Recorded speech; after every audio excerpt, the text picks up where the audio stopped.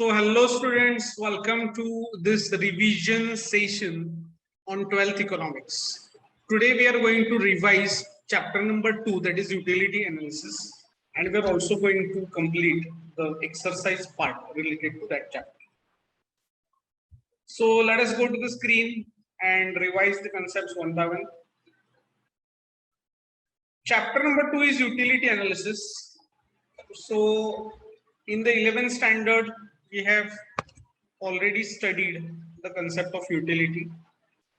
Now we all know that we have discussed the features of utility. That first, utility is a relative concept, means it is related with time and place. Second, it is a subjective concept because it differs from person to person. It is ethically neutral concept, so it is not related to ethics. It differs from usefulness, it differs from pleasure, it differs from satisfaction.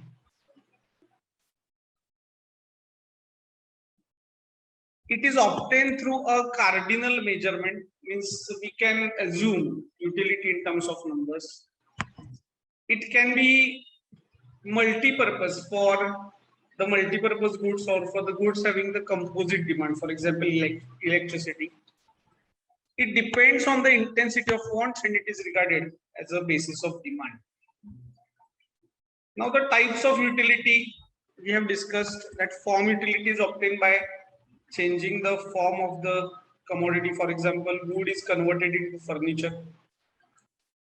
Second is place utility. So when a commodity or when a place of commodity changed and it fetches more utility, for example, transportation. Transportation creates place utility. Third is service utility, the utility obtained by services rendered by professionals, doctors, lawyers, chartered accountants, etc. So it is service utility. Knowledge utility, so when a consumer acquires a knowledge about a particular product, it is known as a knowledge utility. For example, knowledge of laptop, mobile phone, computer, etc. Possession utility, so utility arises from possessing the goods. Time utility, when goods are made available at the right time. For example, blood bank creates the time utility. So these are the types of utility which we have studied. The next part is concept of TU and MU, total utility and marginal utility. Total utility is the summation of all the utilities which are obtained from consuming all the units of a particular commodity. And marginal utility is obtained by computing the additional utility derived from the consumption of every additional unit. So this is the meaning of TU and MU. Now we have observed the relationship between TU and MU. So TU is rising, MU is falling. When TU is maximum, here MU is 0, and when TU starts falling, MU becomes negative.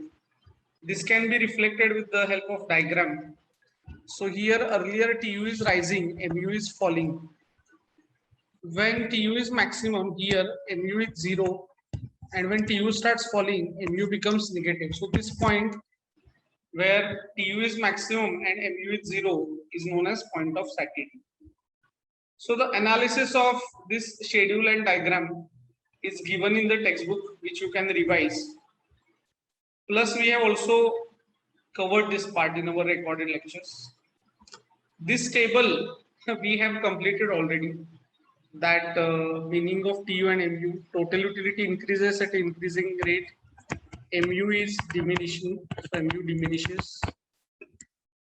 Here at point of satiety, MU is 0, TU is maximum.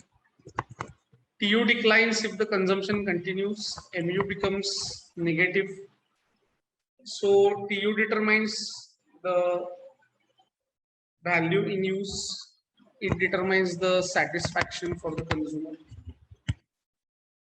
TU is always positive, MU can be positive, negative, 0. And this could be the diagram of MU. Okay. So we have studied this part, we have revised this part. Next is law of Dmu. So we have seen the introduction that this law was proposed by Gaussen, but it was popularized by Professor Alfred Marshall in his book Principles of Economics. Now, as per this statement, according to Professor Alfred Marshall, other things remaining constant, the additional benefit which a person derives from a given increase in his stock of a thing diminishes with every increase in stock that he already has. So, in other words, that with every successive consumption, marginal utility diminishes. So, here we have assumed some assumptions like there must be a rationality of consumer, utility can be measured in terms of number, product must be homogeneous, there must be continuity in consumption, there must be reasonability in the consumption in terms of size of the unit, there must be constancy of other factors, the product or the unit or the commodity must be divisible, and there must be a single commodity with a single want.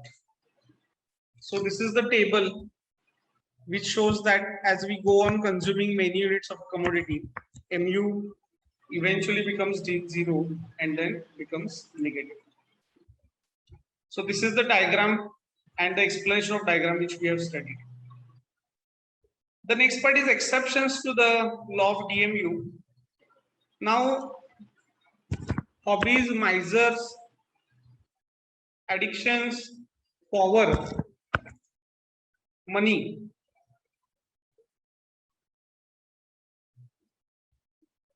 These five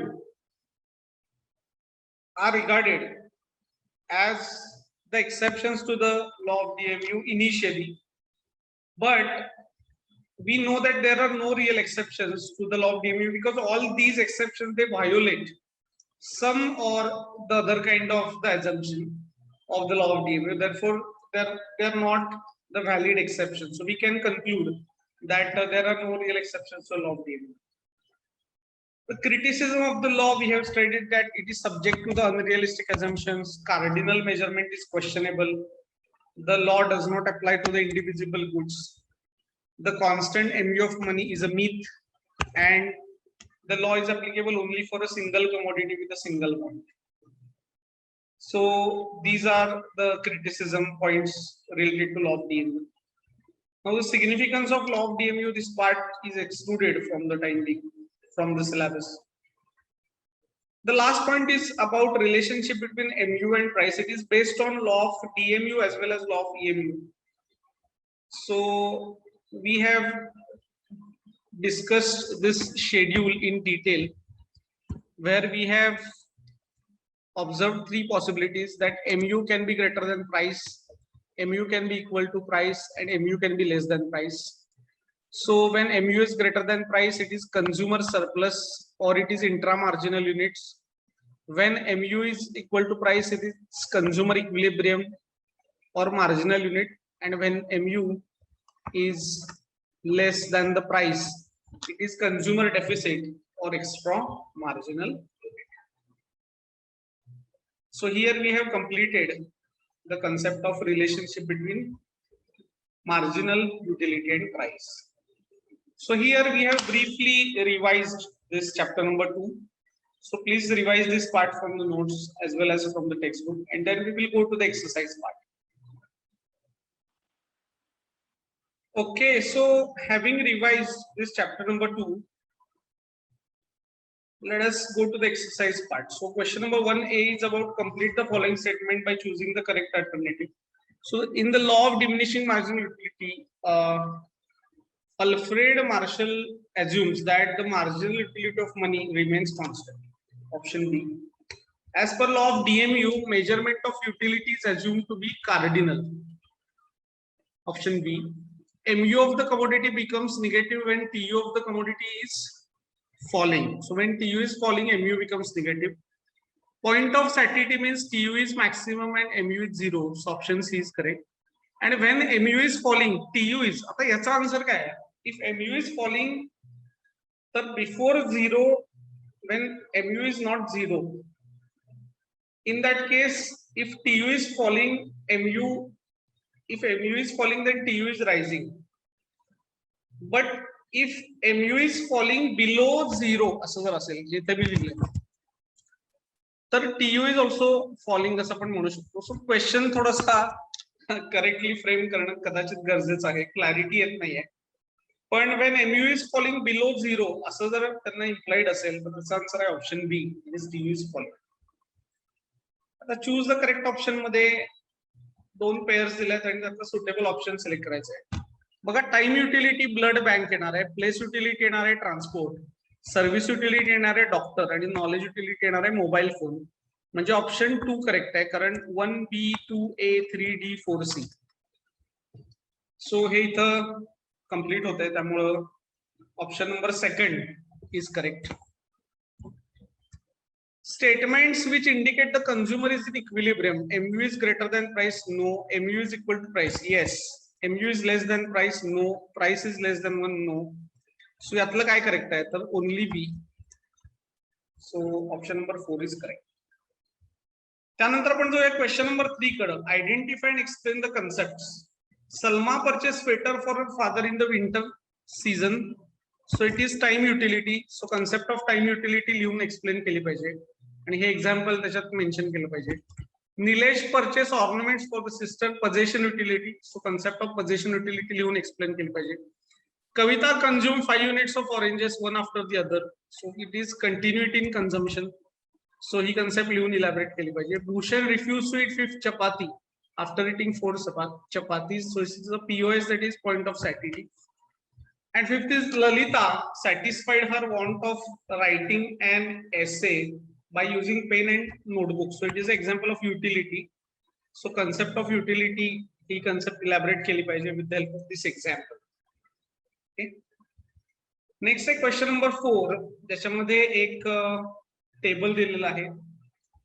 TU आणि MU curve. आपला TU curve हा असा येणार आहे आणि MU curve हा असा येणार आहे आणि इथं आपला पॉइंट ऑफ सॅटिटी हा येणार आहे. ठीक आहे. सो like this, I mean, this is how a diagram will appear.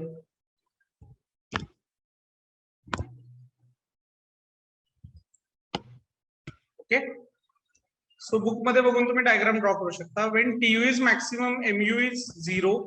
When TU falls, MU becomes negative. Then we have question number 6. It states that state and explain the law of Dmu with the exceptions. So याच्यामध्ये आपल्याला लिहायचं काय काय बघा. Introduction, statement,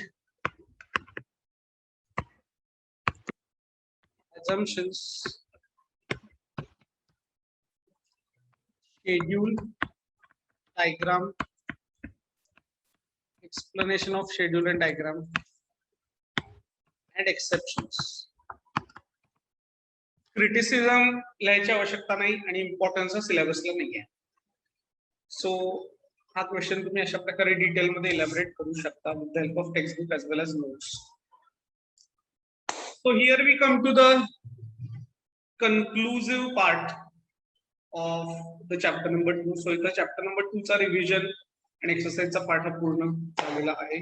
So for the time being, I take your leave. We will meet in our next session. Till then, take care, keep studying. Thank you so much. All the best.